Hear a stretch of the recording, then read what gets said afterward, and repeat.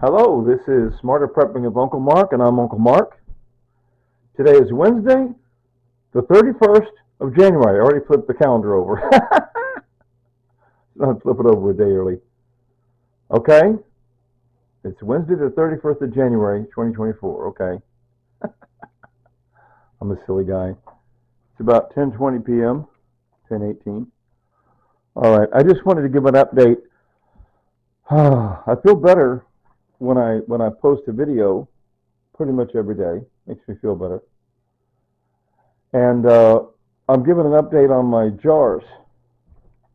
Okay, like I say, I'm making the changeover. Instead of these, um, 32 bottles of purified water, which tastes great and everything.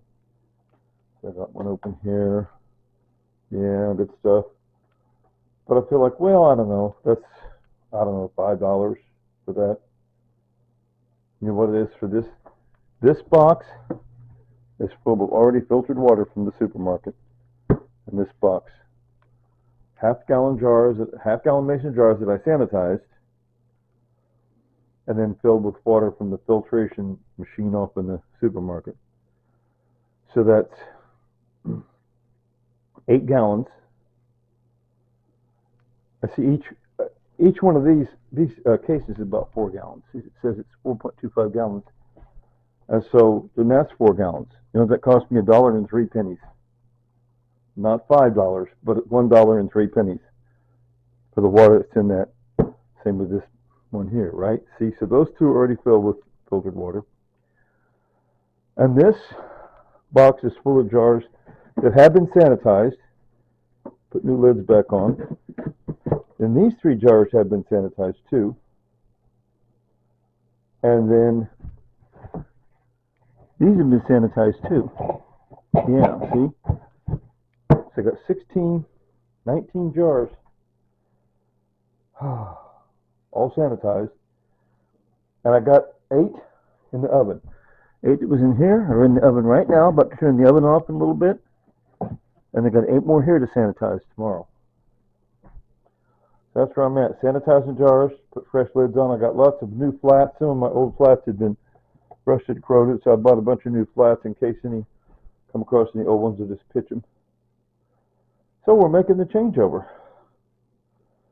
See, 1, 2, 3, 4, 5, 6. That'll fill up this. Plus, when these are full of water, I could just set them up here, whatever, the odd ones out.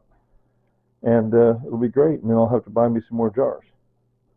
When I get up to that point, I'll have to buy me some more jars. Here's my jars in the oven. It's on 300 degrees. I'm about to turn it off in just a few minutes. Look at that begonia plant. Look at the shiny, shiny leaves. Shiny, shiny, shiny leaves in that begonia plant. I just watered it. Sitting there, got kind of dry, but it was all thriving in spite of being dry. I guess it uses the last bit of water available and it just stays thriving. Shiny leaves, so shiny. Isn't that crazy? I don't know begonias end up with such shiny leaves. Like I say, if you get plants like begonias, marigolds, I don't know, I didn't know begonias have such pretty shiny leaves, reddish and greenish. Wow, just make the best house plant, I think. See, I got my window open. Windows open away, so you let some of the heat out. Heat rises up to those vents back there. It just off fills the room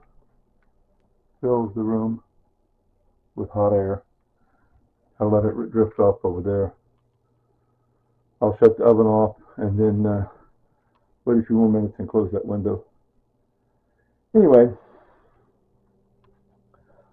and to finish what I didn't quite finish saying when I was on the last video, I was sitting here talking about, I was saying if you don't have a truckload, I mean a truckload, I mean one of those dumpsters that's the size of a semi bed. If when you die, your family's not going to have to rent one of those and fill it up, or fill up 2 of them with excess items. Don't call it junk, it's items. If you're not a hoarder, in other words, great, okay. And then there was somebody online that came up with this other disorder, which is not a mental health professional, but people just make up, things that sound right. And she called herself somebody with Oh, what'd she call it again? I wrote it down here. She called it chronically disorganized. Need to declutter. So she started her own um, YouTube channel. My point is, if you have neither one of those disorders, then maybe you're like Midwest Magic Cleaning.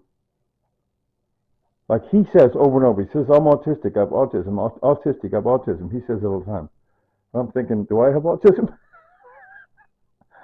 Because think about it, when you drive down the street, if you're driving your motor vehicle down the street and you don't crash, you're real finicky, you're real particular. If you're driving your motor vehicle from point A to point B and you don't crash it, you don't crash it into utility poles, into parked cars, oncoming cars, you're very careful. You're very meticulous. You're very OCD. You're very autism. Is that autism, OCD, obsessive compulsive? You got to get it just right. It's true. To avoid crashing your cars. So if you come in the house after and throw your keys down and lose your keys, can't find your darn keys, you're messy. What I call messy with that thing I just said, I forgot what it was called, chronically disorganized, chronic lack of organization. Then I guess you're only practicing your autism when you drive. See what I'm getting at? I'm just saying doing things in a sensible way. Is that autism? It's a silly joke. Nobody cares. I mean, you know what I'm saying? It's just, I'm not a mental health, I'm not an expert of any kind, so I can't diagnose anybody.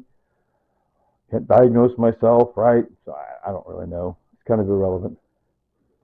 You got to live your life in such a way that works on my honor roll, do my best to do my duty to God, my country, obey the scout law, to help other people at all times, to keep myself physically strong, mentally awake, and morally straight.